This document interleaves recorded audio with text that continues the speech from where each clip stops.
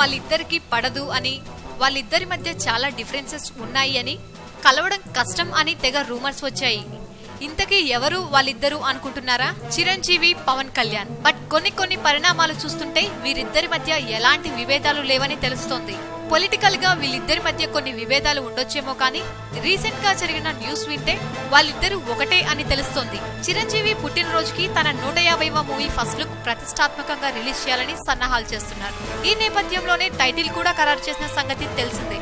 సంక్రాంతికి movie release అవబోతుంది అని టాలీవుడ్ వర్గాలు అనుకుంటున్నారు.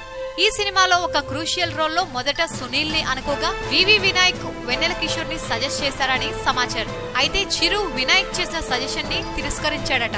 ఇదే టైంలో చిరంజీవికి పవన్ అలీని రిఫర్ చేశాడని, అందుకు చిరు కూడా ఒప్పుకున్నట్లు ఇండస్ట్రీలో టాక్. మామూలుగానే పవన్ సినిమా అంటే అలీ ఉండాల్సిందే. ఇక మన పవర్ స్టార్ చెప్పిన అలీ చిరు 150వ సినిమాలో నటిస్తుండడంపై మెగా పవన్ అభిమానులు ఫుల్ హ్యాపీ అట. ఇలానే వీళ్ళిద్దరూ ఎప్పటికీ ఎలాంటి విభేదాలు లేకుండా ఉండాలని మెగా ఫ్యాన్స్ ఆశ. చూడాలి ముందు ముందు ఏం జరుగుతుందా అని.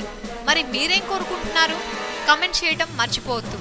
సబ్స్క్రైబ్ చేయడం మర్చిపోకండి. వీలైతే లైక్, కుదిరితే కామెంట్ పెట్టండి. ఇలాంటి ఇంట్రెస్టింగ్ బ్రేకింగ్ బిగ్ న్యూస్ మాకు తెలిసిన వెంటనే మీకు తెలియజేస్తాం. మాతో టచ్ లో ఉండండి.